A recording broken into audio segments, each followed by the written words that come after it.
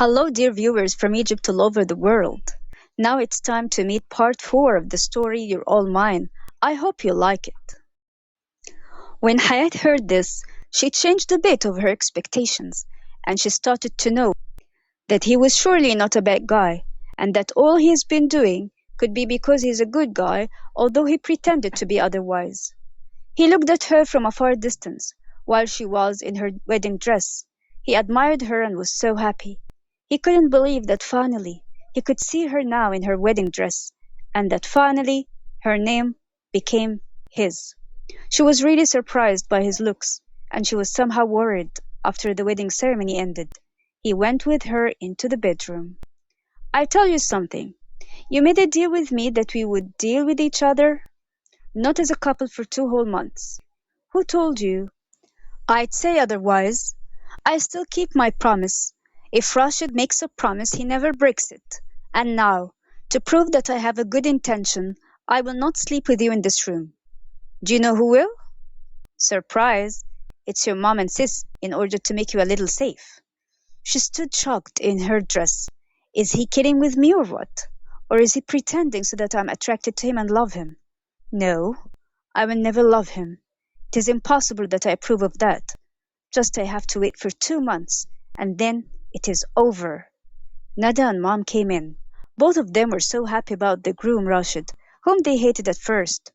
Hayat was standing in shock because of all of that. She was wearing her wedding dress in the room, and those who were staying with her were her mom and sis. Her mom put her hands on her shoulders. See? He wants you to feel safe, and he has no intention to scare you. He explained everything to me. He made me understand that he had to do that because you didn't give him any chance to talk to you, and he was determined. Rashid is a good man. He loves you. He did all of that as he wants you. I hope you give him a chance. No, he's crazy. He acts like one. I can't accept this, and that he forces me to marry him. Mom tried to soothe her many times and told her that it would be possible that he would change after marriage and stop being reckless. Hayat stayed up all night. She left her mom and sis asleep in the bedroom. She went down to the garden. She kept thinking, married and unmarried. 2 months would be lost, and she didn't know if she would love him or not. Rashid saw her from his bedroom's window. He went down to calmly speak with her. He told her he didn't mean to put her in that situation at all, and that he didn't want her to be that sad, putting her hand on her cheek like that on that special occasion.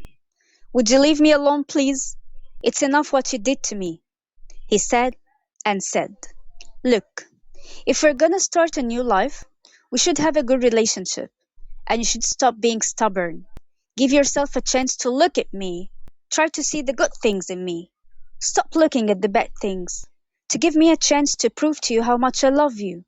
She interrupted him and said, I don't love you.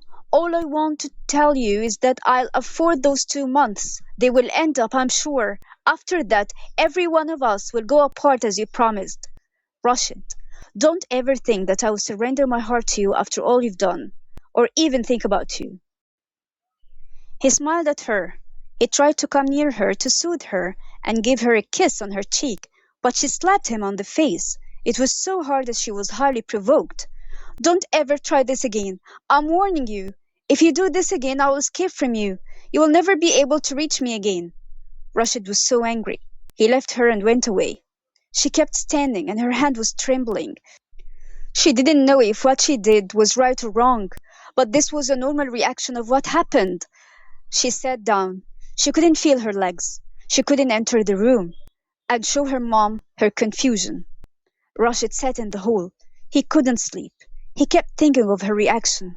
At the same time, he liked it, as this showed how she had good morals that were different from other girls who deceived him. Mom saw her son sitting in the hall despite that it was supposed to be the wedding's night. She asked him, Son, I don't understand anything. Aren't you supposed to be sitting with your bride in the room? Why did you let her mom and sis stay with her in the same room? What happened between both of you? Mom, I don't want to answer any question. Please go to bed. The mother couldn't leave the situation like that. She went to Hayat while she was in the garden in order to know what happened without going too much in the details.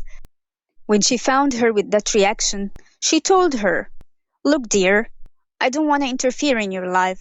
Don't consider me as a mother-in-law, but I want to tell you something. My son is really kind and tender. His problem is his tongue. He can't control it.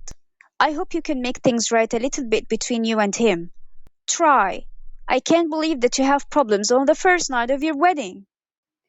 In fact, Hayat couldn't afford it at all because she felt she was wrong when she slapped him really hard.